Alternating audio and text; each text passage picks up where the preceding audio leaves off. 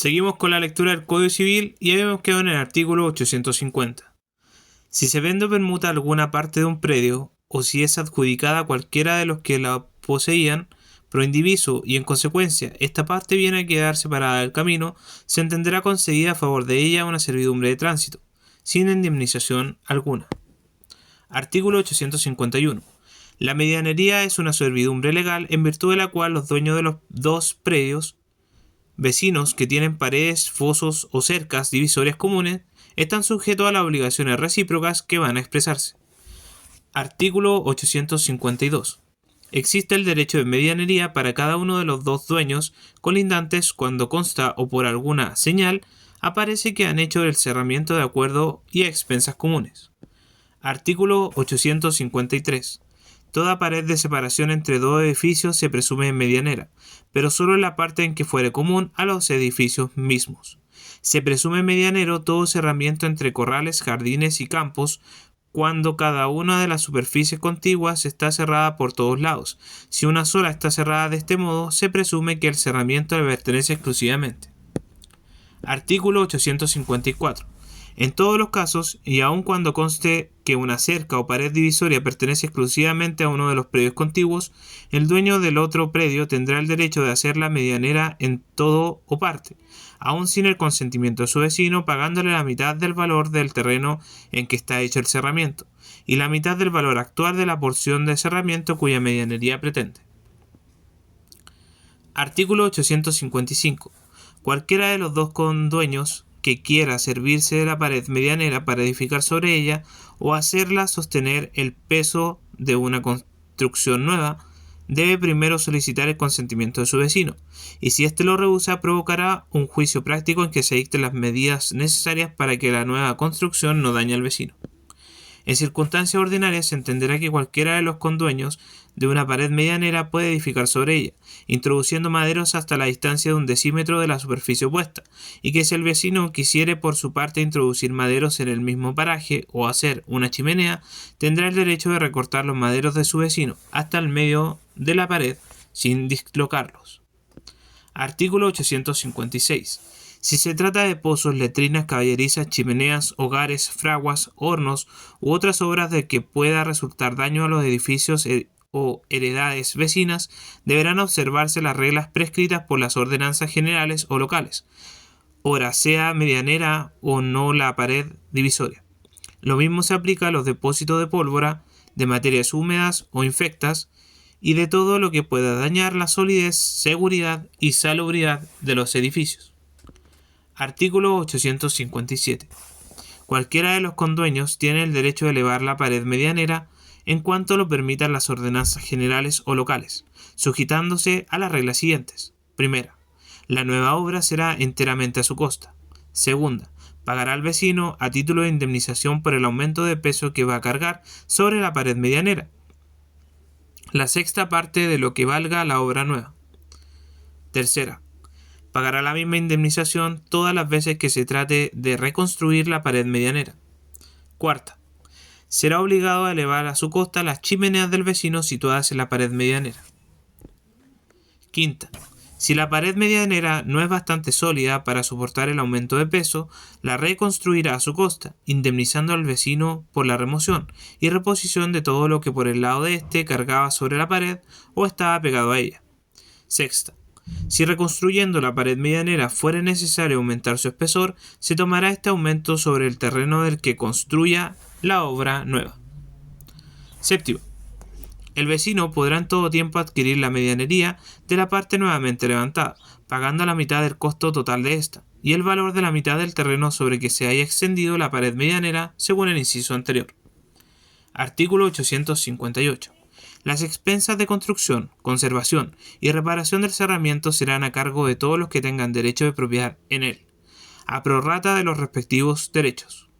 Sin embargo, podrá cualquiera de ellos exonerarse de este cargo, abandonando su derecho de medianería, pero solo cuando el cerramiento no consista en una pared que sostenga un edificio de su pertenencia. Artículo 859. Los árboles que se encuentran en la cerca medianera son igualmente medianeros, y lo mismo se extiende a los árboles cuyo tronco está en la línea divisoria de dos heredades, aunque no haya cerramiento intermedio. Cualquiera de los dos condueños puede exigir que se derriben dichos árboles, probando que de algún modo le dañan, y si por algún accidente se destruyen, no se repondrán sin su conocimiento. Artículo 860. Derogado. Artículo 861. Toda heredad está sujeta a la servidumbre de acueducto en favor de otra heredad que carezca de las aguas necesarias para el cultivo de sementeras, plantaciones o pastos, o en favor de un pueblo que las haya menester para el servicio doméstico de los habitantes, o en favor de un establecimiento industrial que las necesite para el movimiento de sus máquinas. Esta servidumbre consiste en que puedan conducirse las aguas por la heredad sirviente a expensas del interesado y está sujeta a las reglas que prescribe el Código de Aguas. Artículo 862. Derogado. Artículo 863. Derogado. Artículo 864. Derogado. Artículo 865. Derogado. Artículo 866. Derogado. Artículo 867. Derogado. Artículo 868. Derogado. Artículo 869. Derogado. Artículo 870.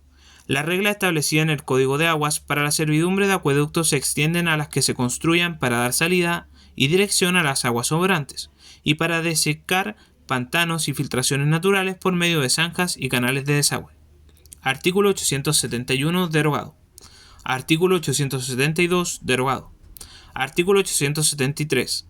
La servidumbre legal de luz tiene por objeto dar luz a un espacio cualquiera cerrado y techado, pero no se dirige a darle vista sobre el predio vecino, esté cerrado o no. Artículo 874. No se puede abrir ventana o tronera de ninguna clase en una pared medianera, sin consentimiento del condueño. El dueño de una pared no medianera puede abrirlas en ella, en el número y de las dimensiones que quiera. Si la pared no es medianera, sino en una parte de su altura, el dueño de la parte no medianera goza de igual derecho en esta. No se opone al ejercicio de la servidumbre de luz la contigüidad de la pared al predio vecino. Artículo 875. La servidumbre legal de luz está sujeta a las condiciones que van a expresarse.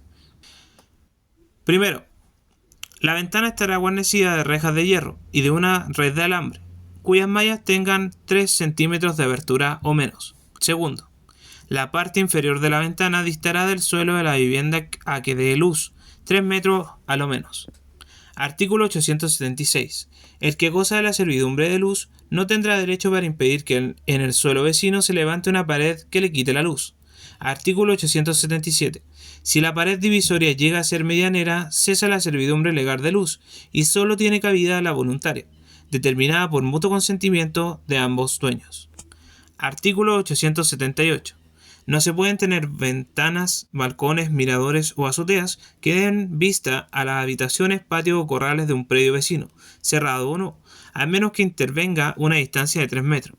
La distancia se medirá entre el plano vertical de la línea más sobresaliente de la ventana, balcón, etc., y el plano vertical de la línea divisoria de los dos predios, siendo ambos planos paralelos.